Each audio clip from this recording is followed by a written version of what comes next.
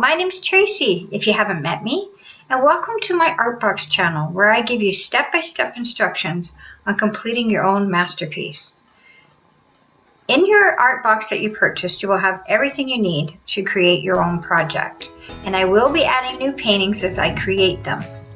Don't forget to sign up to our Facebook page, the Inspired Art Company Artbox, where you can see other people's creations and also share yours and get some tips and tricks and have some fun. So welcome to our creative tribe and happy painting. Hello, welcome. We're going to paint our little kitty, and you're going to need a water container, some paper towel, and of course the rest of the things in the kit, the paint palette, the brushes, and the canvas. I'm going to start out this painting, and I always start out my paintings by painting the background first. So we're going to use a little bit of the Christmas green, and we're going to cover the canvas. You're going to need several coats of this to get a good coverage of it, because you don't want to have to see all the streaks in it. It'll look much better if you can do a good coverage. You're going to need it to dry in between each coat, and to speed up the process I always use a blow dryer. And yeah, then you can just start the second coat. The nice thing about having a paint kit is that you don't have to finish this painting in one sitting. You can put it away and come back to it later, which I think is great. I don't often finish a painting in one sitting, especially the big ones. They can take weeks. But if you decide that you want to put the painting away for a while, just make sure that you take the leftover paint from the palette and put it in the paint pots, back in the paint pots, and seal them really well so the paint doesn't dry. If you don't want to do that, I have also taken some saran wrap and covered the palette. Make sure it's really sealed so that it stays moist, and then you can take up your painting later.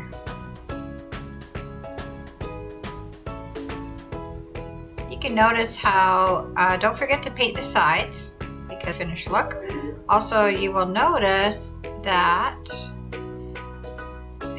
it is getting better coverage now that we've got a few coats on it.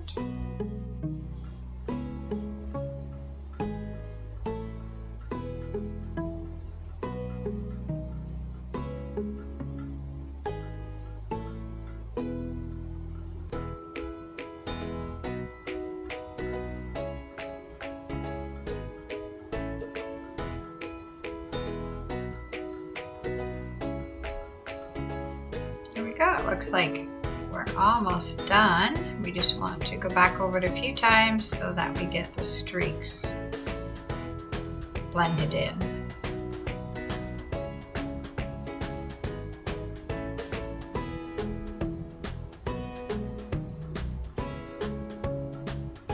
There we go. Now we have the dried background, the green background, and the paint is all dry. So next we're going to take the sketch that I drew. This is just a basic outline for you. A lot of people like to have that. I have also included some carbon paper. Now if you want to freehand the cat, that's great. If you don't, then you have the option of tracing the sketch onto the canvas. Now you'll notice that you got to put the black side down of onto the canvas, and then you just place your cat where you want it. Now you want to hold it fairly secure because you don't want it to move while you're tracing it. You can take a pen or a pencil. You want to have it so that you add some pressure to it so that it does trace through to the canvas, but you don't want it to be too hard. You don't want to rip a hole. So be careful while you do it. Now, I always like to draw my sketches, my subjects on separate pieces of paper. That way I don't have to draw on a canvas and erase it. Sometimes I can draw or paint freehand, but in a case like this, I like to sketch the drawing first on a separate piece of paper and then transfer it to the canvas this way. By drawing on the canvas with pencil, you will get the graphite will make it quite muddy, and then if you make a mistake, you can't really erase it. So the best way I find is to do this. Super simple and really helpful. Now I'm just outlining the whole cat and the goldfish. And make sure that you outline everything, because once you remove that paper, it is pretty hard to put it back in place.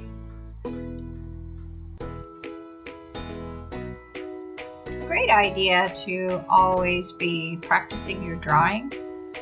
A little sketchbook on the side, doodling. It's great. And obviously it's like anything, painting, sketching, drawing. The more you do it, the better you get.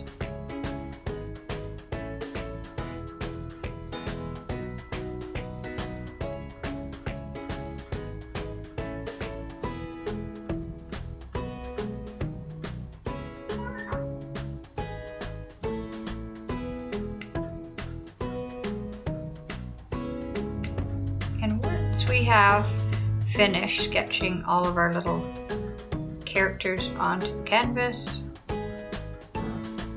then we're going to be able to begin to paint. Like I say, make sure that you rinse your water. That's super important. You don't want muddy water. Rinse your water, get some fresh water, and have your paper towel ready. There you go. So now you can see the carbon has traced it onto the canvas, so I have something to work with.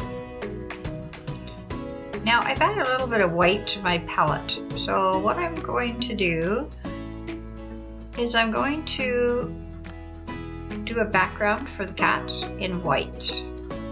So I'm just going to take the white and I will color in the entire cat in the white paint. This will give me a good base to work with. I've done this with the small flat brush. You notice on the back of the package of paintbrushes, it will give you a description of the brushes that you have. And I use the flat brush for everything. So this one is a small one because I wanted to get smaller details. And the background was done with the bigger flat brush.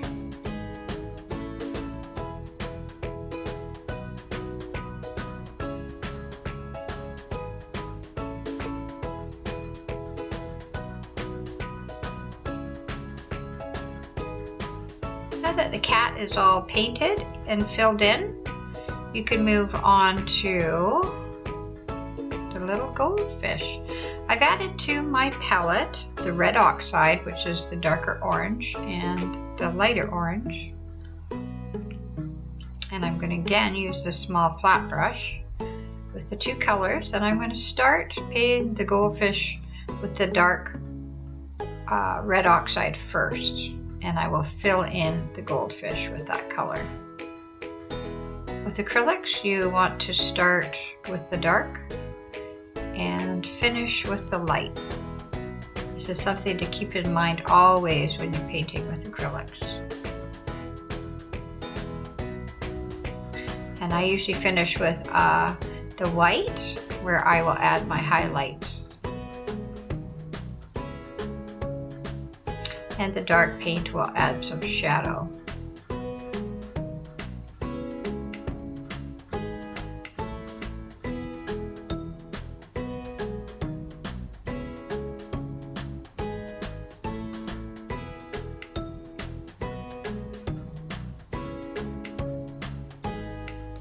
sometimes by resting your wrist on the table, you can get a steady hand. Some people struggle with that.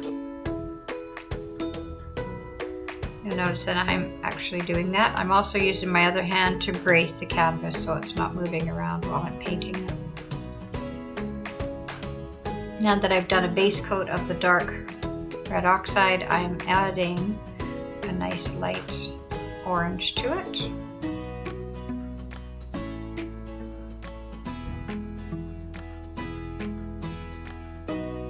I didn't paint the eye in because I'm going to do that with some black and white.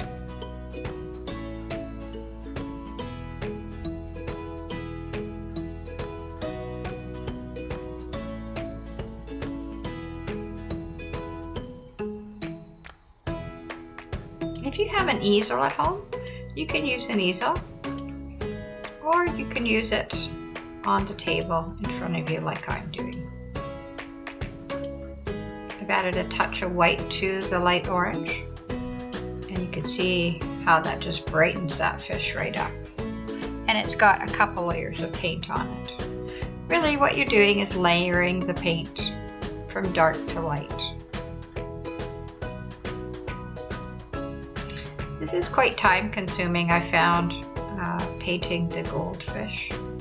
There's a lot of work in the little tiny goldfish.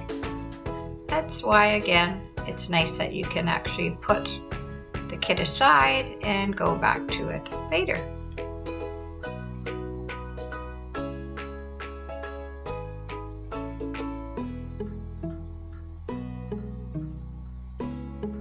Now I painted the cat in an orange color, like an orange tabby, but you are more than welcome, if you have other paint colors at home, that you want to paint your cat black or white, whatever.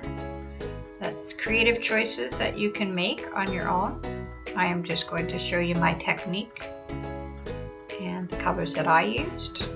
But definitely, absolutely use your own creative freedom to add to the painting. Maybe you don't want all the goldfish, maybe you just want two. That's completely up to you.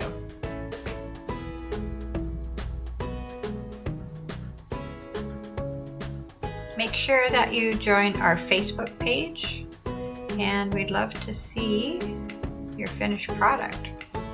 So you can share that. You can also message me there if you have any questions that you would like to ask. I'm using the white with a tad of the orange in it, so it's not so stark. And it's now on the top of the fish. You want to create volume for the fish, so it's not looking so flat. I'm using the dark again to add the little fins. Constantly washing your brush, tapping it dry onto the paper towel. Washing your brushes really well is super important. So I will admit that these paint brushes for this kit, they're really good. They are they do a fine job, but you're going to have to keep them clean. The latex will build up on the bristles, and then they will harden, and it will wreck the brush. So that's something to be aware of. And washing them, rinsing them as you're using them, and then a good wash when you're finished. And they should last you for quite a while.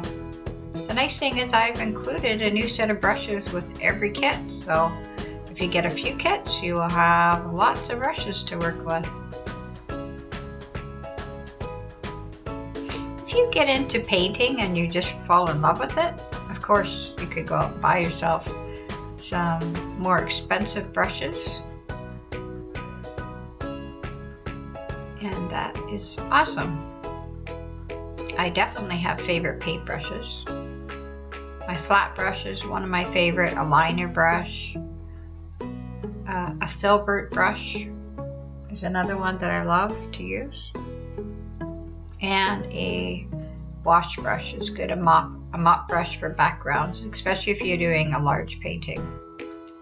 So I'm working on adding some scales to the fish. I've done this by taking a little bit of white. You can see that I'm dotting it onto the fish and adding some little scales. And he's got his little black eye as well.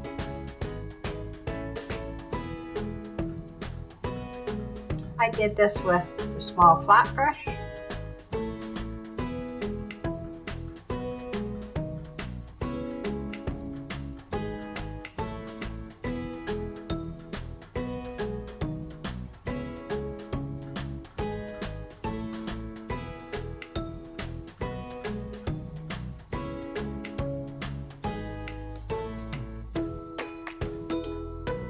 You can see now I've colored in all of the fish, and I'm just going to go in now and add the details. This one adding again the scales, the little eyes. I've included a copy of my painting in your kit so that you can use that as a reference, as well as a written instruction so you can refer back to it as well. Okay, now I'm going to start working on the cat. I'm going to take the coral and I'm going to paint his little nose. As you noticed, I went ahead and I completed all of the goldfish. So now we're working on his little nose. We're just going to fill that in, as well as his mouth.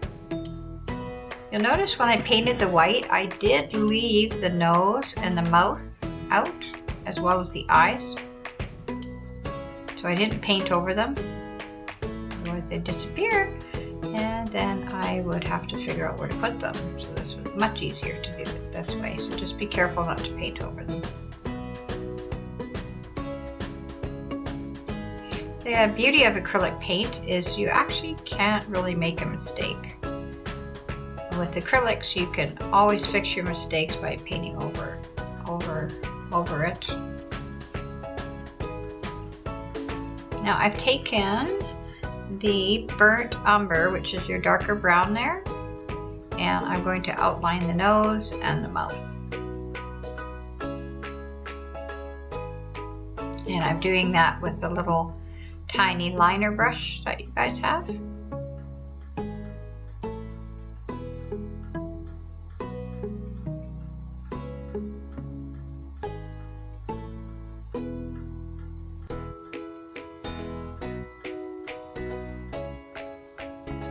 I hope you're enjoying painting. It is an amazing hobby. Definitely good for the soul. Very therapeutic. I find that when you get into painting, you forget about pretty much everything else and just enjoy yourself being creative.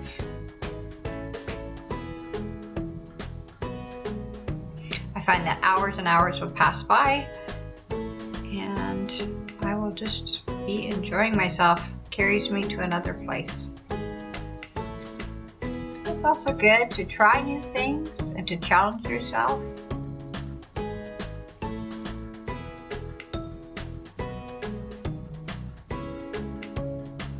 So I've got his little nose all painted in there.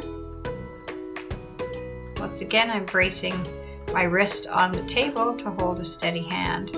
I've gone in and I have outlined the cat's eyes with the burnt umber. And I'm taking that beautiful bright green you have and I'm coloring in the eyes with the bright green. And now I'm taking the burnt umber and I'm just adding a few details to the cat's face to give me around his nose, his eyes. Now I've gone in and I've taken some of the burnt umber and I have added a bit of white so it's not so dark. And I'm going in and I'm adding his different color patches.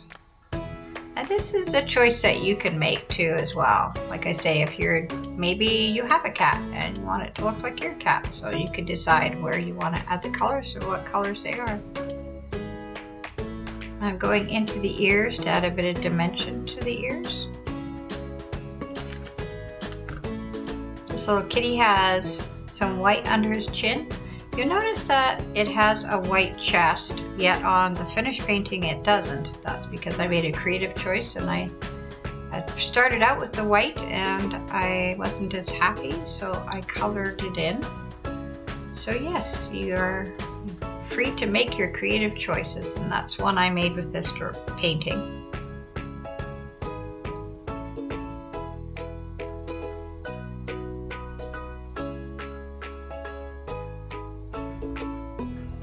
Now I am going to take the beautiful green, bright green, and I'm going to go back and give another coat to his eyes. Once the green is dry, then I can add his little bit of color to it. I added a hint of the orange. Yes, I'm going to add use of black to create the vertical shaped slits for their pupils. Apparently when they're relaxed, the pupils tend to be a little bit smaller. They're larger when they're excited and about to pounce. So that is going to be a creative choice you will make. I'm also going here with that beautiful bright green again, and I'm going to fill in the collar with a little bow around his neck. Again, we're layering the paint, finishing, starting with the dark, adding a little dark, and then going to the white to finish the highlights. I'm also using the small liner brushes to go in and add some fur. Now, painting a furry animal is definitely a bit of a challenge, and it takes some practice, and it's also very time consuming. So you're going to have to put some thought into where you want the little hairs to go. Again, it's easily achievable because the background is darker and I'm using the white, the lighter color, to add the little hairs. Adding them to his ears. We're going to add them around his face.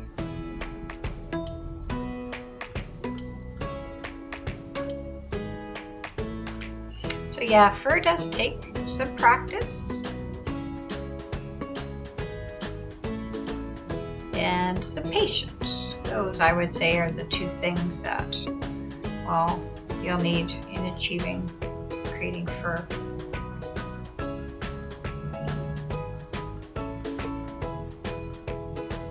I'm adding them around the sides of his face, and because it's up against the green background, the little hairs will show up.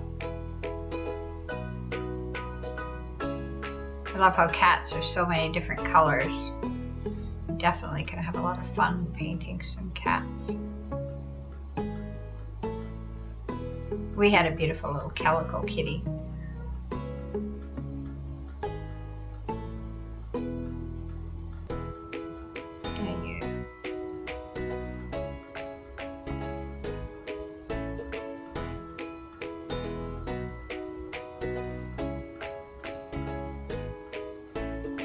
Some of the finishing touches we're going to do to our painting is we're going to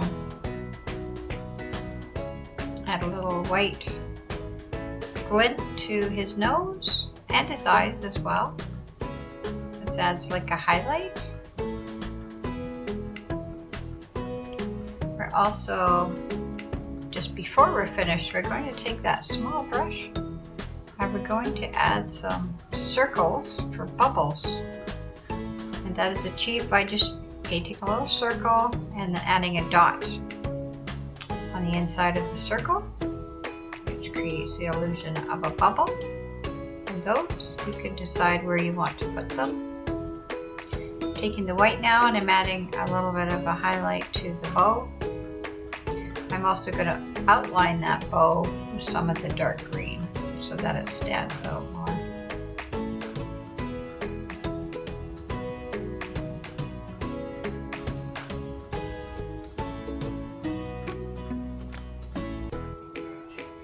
Don't forget, when you're finished, you guys, to sign your masterpiece.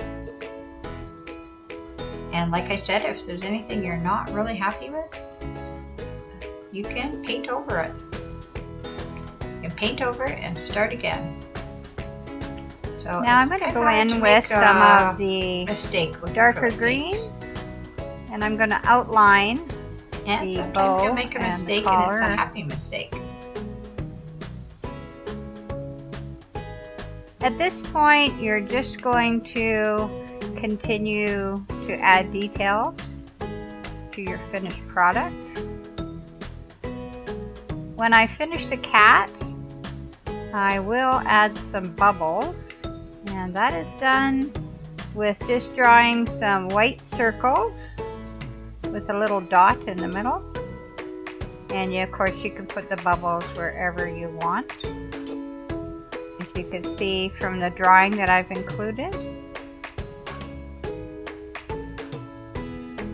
I will add a little bit of a highlight to the eyes, the nose, to the bow, just to give it that pop.